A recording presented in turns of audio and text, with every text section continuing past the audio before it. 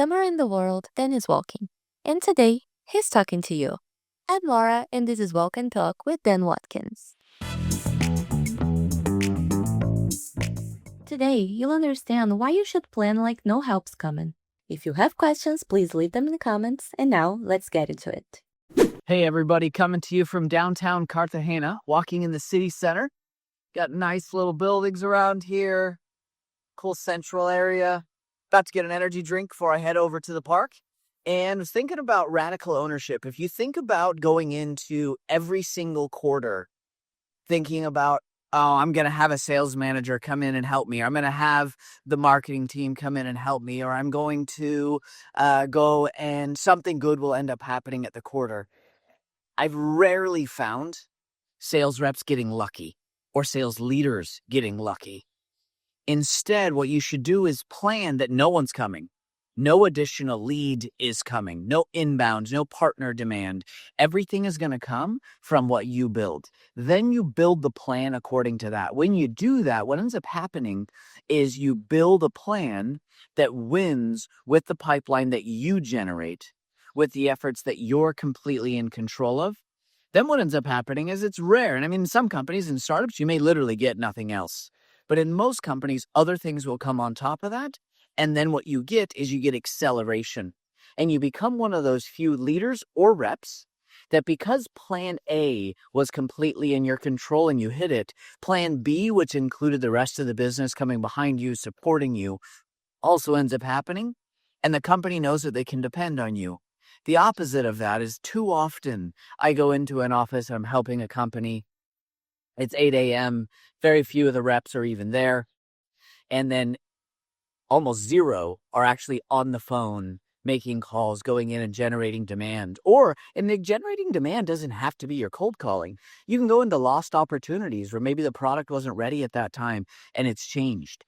You can go into marketing leads that came in 90 days ago and maybe they've changed their mind. That competitor that they went with on a lead that you lost, you reach out to them and find out, hey, how are things going? I wanted to check in.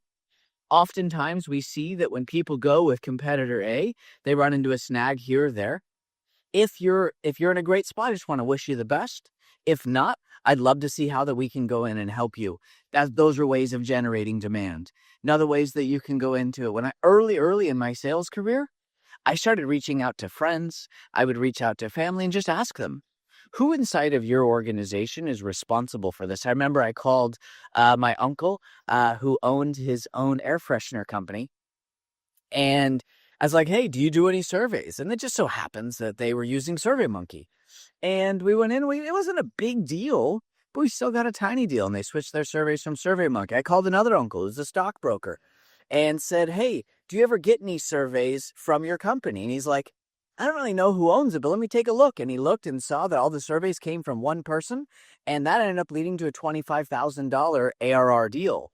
And so again, not cold calling. I'm not saying everything has to be reaching out to people that have no experience. But when you take it as that hitting the quota is your responsibility, not somebody else's.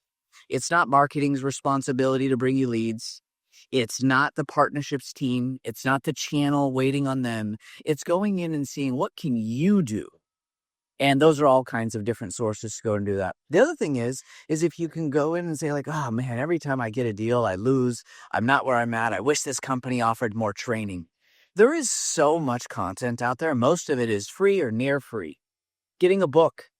At Database, we teach vision selling to go in and build your pipeline to understand where the customer's at. But frankly, almost any process works if you stick to it. So you can go read great books out there. Some of the books that have really helped me from early in my career to now would be books like Question-Based Selling. Principles by Ray Dalio. Nothing to do with sales, but having core principles in how you go to business and how you work. What other books have been really interesting? Good to Great. And kind of going in and seeing what makes business leaders really special. So anyway, I want you to each take it seriously. Hitting your quota is your responsibility. Developing yourself is your responsibility. Build a plan, get there, and then when the company adds more benefit to it, you win even more. This podcast is sponsored by Database, your partner in building revenue teams that actually perform.